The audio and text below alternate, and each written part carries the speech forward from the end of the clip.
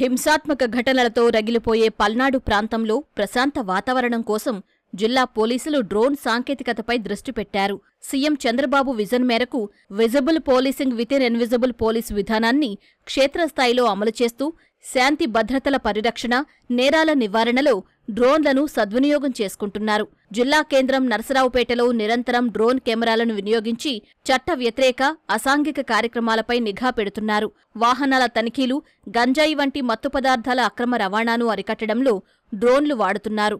నరసరావుపేటలోని Chitralaya centre, railway station, bus stand, Palnadu centre, Ravipadu road, BC colony సహా గంజాయి వినియోగం, విక్రయాలు జరిగేందుకు అవకాశమున్న శివారు ప్రాంతాలు, ఇతర బహిరంగ ప్రదేశాలను గుర్తించి డ్రోన్లతో నిఘా పెడుతున్నారు. పల్నాడు జిల్లాను గంజాయి, డ్రగ్స్ రహిత జిల్లాగా తీర్చిదిద్దేందుకు శ్రమిస్తున్నారు.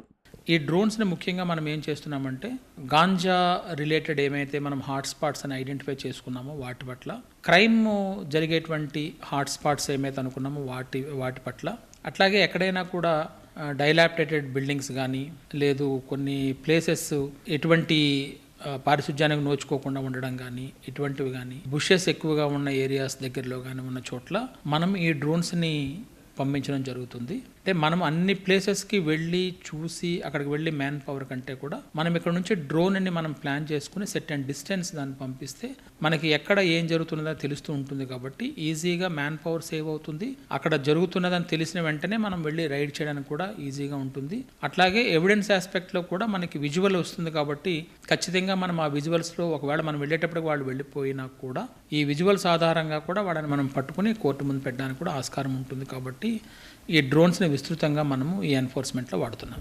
పల్నాడు జిల్లా వ్యాప్తంగా ఉన్న మొత్తం 36 పోలీస్ స్టేషన్లలో ప్రతి స్టేషన్కు ఒక డ్రోన్ను పోలీసు ఉన్నతాధికారులు అందజేశారు. సిబ్బందికి డ్రోన్ ఆపరేటింగ్లో శిక్షణ ఇచ్చి నిరంతరం ఆయా స్టేషన్ల పరిధిలోని సమస్యాత్మక ప్రాంతాల్లో డ్రోన్లతో గస్తీ కాస్తున్నారు.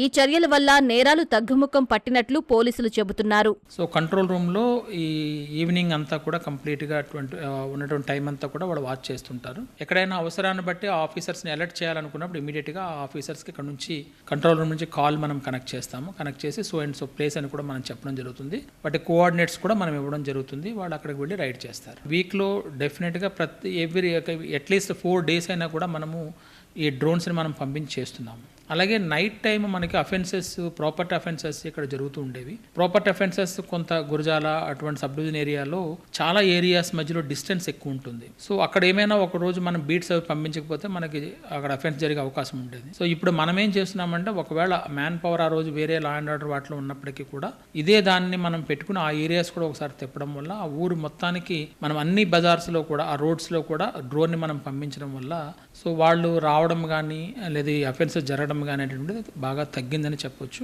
డ్రోన్ సాంకేతికత అందుబాటులోకొచ్చాక పోలీస్ పెట్రోలింగ్ సులువైందని, అసాంఘిక కార్యకలాపాలకు అడ్డుకట్ట వేయగలుగుతున్నామని పోలీసులు చెబుతున్నారు.